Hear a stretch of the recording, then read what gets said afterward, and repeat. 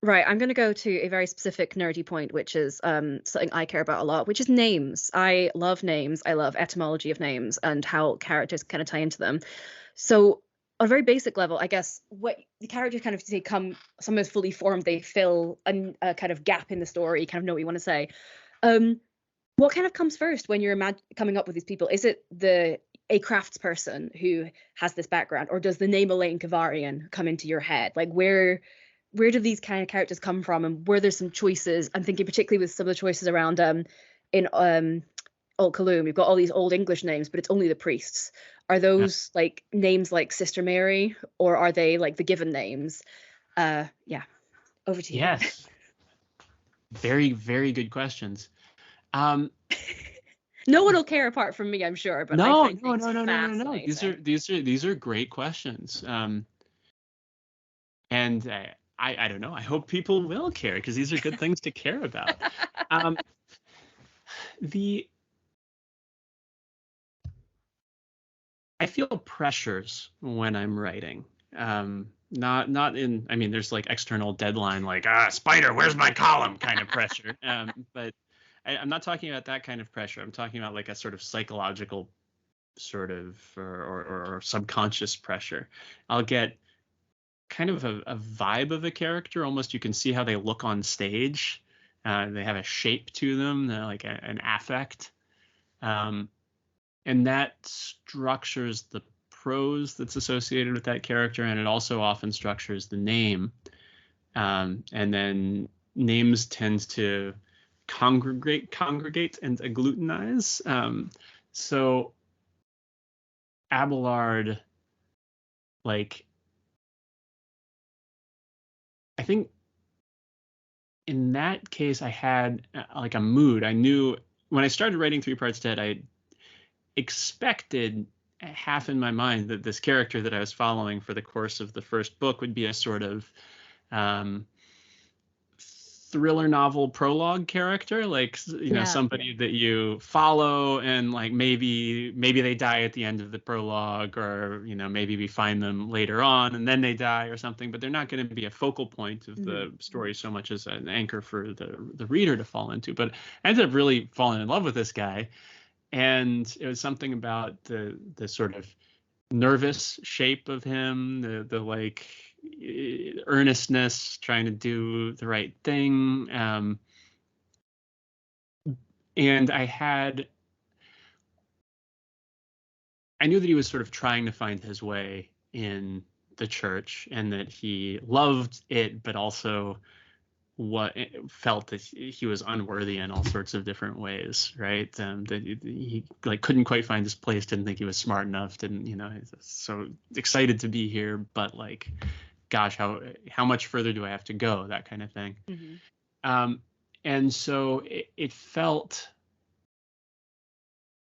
I was interested by the tension between um, that character and like that shape, and and sort of Abelard as a namespace, having like a historical weight to it. And obviously there's the Mhm. Abelard and Heloise connotation, which is like a little off, because in a certain sense he's like not like a lover. He's not sort of caught up in this sort of tempestuous romance. But I think love is a, I don't know, core dynamic for him, whether it's sort of love translated through the church or translated through his friends. And it's the question of like, is that going to be a anchoring force, or a sort of dispersive, destructive force? Though maybe that's just me making up the excuse for myself. But so it had this gravity, and I also had a vague sense of, Alt Coolum is a very, I mean, literally in the sequence I call it sort of as like it's in the New World. It's Yeah. it's a very American city, which raised questions, though I didn't have the formal language for them at the time, of, you've got like settler colonial. To what extent is this a Yeah. settler colonialist state? To what extent is this a like, you know, post-Dutch colony, like, like a place like New York City?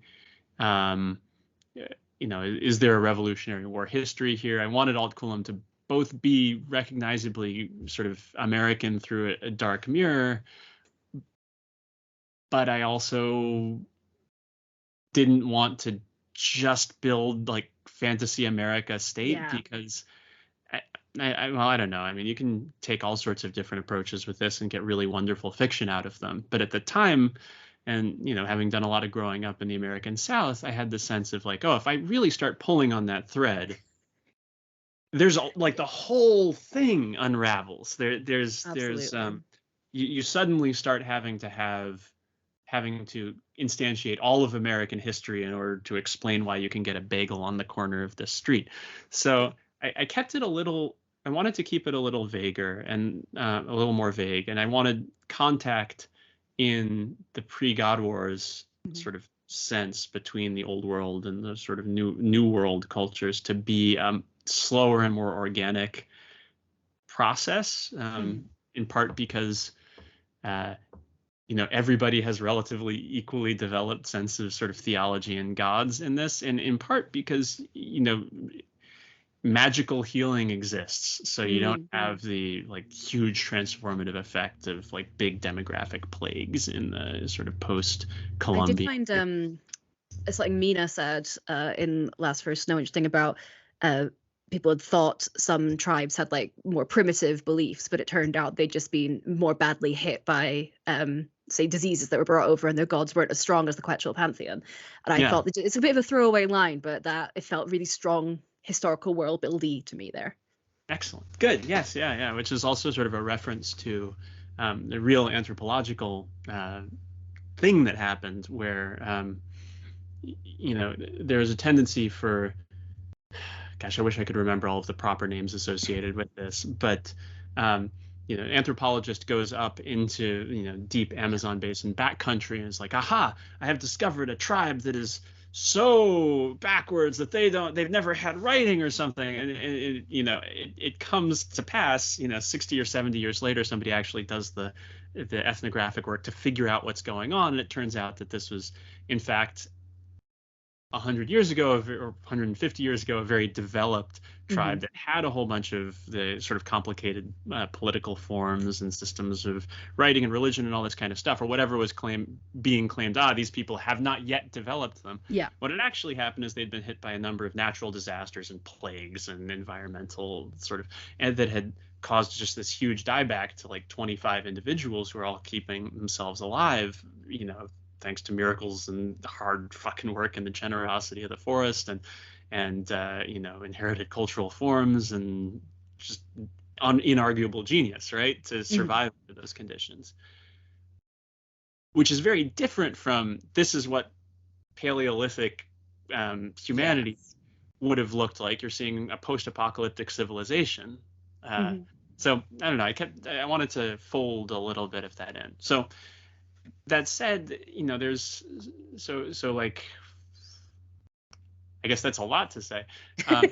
All of this meaning, it felt like some of the forms of the Cossite Church felt very like Anglican analog, Episcopalian analog, which is sort of very. I grew up near an Episcopalian seminary and like my parents taught at a boarding school that was Episcopalian. So I think some of that kind of high churchy feel sank in, and I've always been drawn to and interested in it, which meant that there was probably some sort of correlation, even if it wasn't like more of a sort of meeting of the minds kind of situation with sort of old world cultures, whether Camlan probably, and also the Ascari, which sort of goes to construct the like more formal, recognizable churchiness, Western churchiness, Christian churchiness of Kos, and I think that was also a little bit reflected in the language and the priest names.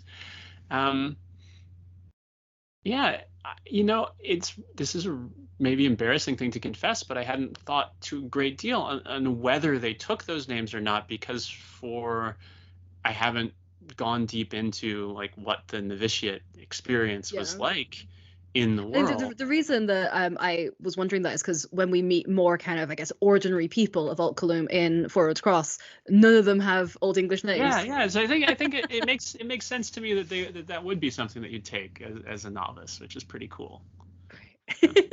I'll claim that as my idea then. I love All that. right, yeah, go for it. Into the acknowledgements. Fantastic. Yeah, even though I very much know that Tara is American, her fact that her surname is Abernathy makes me decide that she's Scottish. So in my head, she's always Scottish. Which, There you go. Excellent. I haven't got the right accent despite being born and raised Scottish, but in my head, she does.